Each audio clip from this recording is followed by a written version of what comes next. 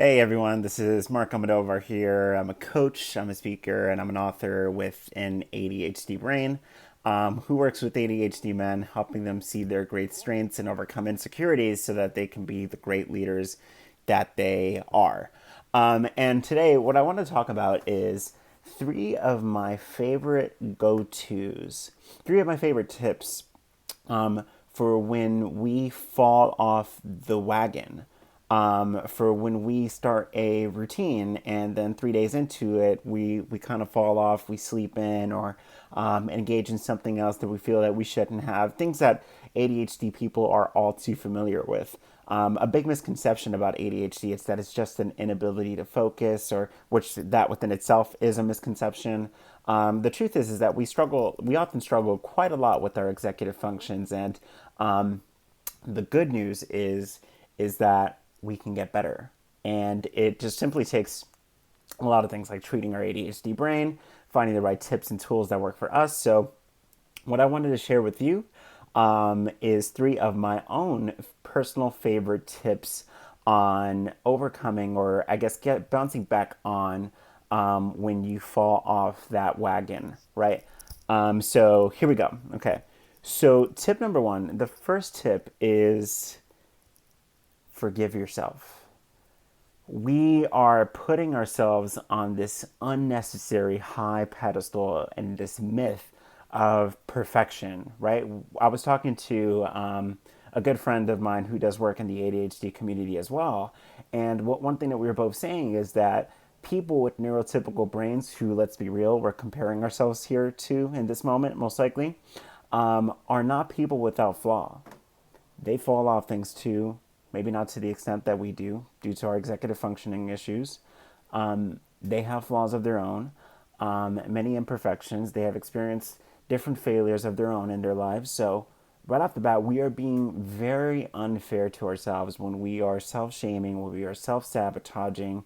And it could be a really, really bad thing. And if your ADHD is something that you've most likely had experience with, and it can be a really difficult obstacle, our relationship with our own personal self talk, especially in these moments. So, for me, I'm a big fan of things like affirmations, reminding myself that something along the lines of I am not alone in my flaws, or reaching out to somebody can be a great idea. I mean, you can DM me and ask me about a time that I messed up on something, and that'll probably make you feel less alone. But the whole thing is that actively seek self forgiveness in these moments. There are many, I always say there are many solutions to your life problems. I'm sure there are many things that you can do to enhance the quality of your life and all these things. What I can confirm for you, I can't confirm for you what those answers are, but what I can confirm for you is that self shame is not one of them. Okay? So forgive yourself. That is the most important step, and that's step number one. Step number two, I wrote these down. So one of the things that Dr. Russell Barkley talks about is that people with ADHD are people who struggle in our decision making to see the end result of that decision in the moment. So, like an example, like we choose not to do our morning meditation and we choose to scroll through our Instagram feed instead. In that moment, we're not really thinking about like what is the result of doing that, how that's going to impact the rest of our day, and that can be something that really holds us back. So, one thing that I'm a big fan of is before bed, I'll write a couple of things on my to do list at the end of the day. And I'm not a fan of just writing it as a to do list. I find that that can be really tough for ADHD people. So I think that taking the extra step is a big thing there. So one thing that I'm a big fan of is, so I'll use the example of completing a morning meditation here. I would write in my to-do list, I want to do my morning meditation so that I can feel more calm and more focused throughout the periods of my day that I need it. That within itself is a large motivator in me sticking with my meditation practice, with me getting back into a routine. And I'm a big fan of hanging it up somewhere where you can see it. You know, you can have something along the lines of a whiteboard. You can have something written on a piece of paper like I do, where I see it every day. But something that reminds you of the end result of having completed this thing that you want to stick with. and put it in a place where you can see it on a daily basis. This can be a really, really great tool in your consistency and your motivation to do the things that you really want to do and that you're totally capable of doing. And then tip number 3 is do not pursue these things on your own.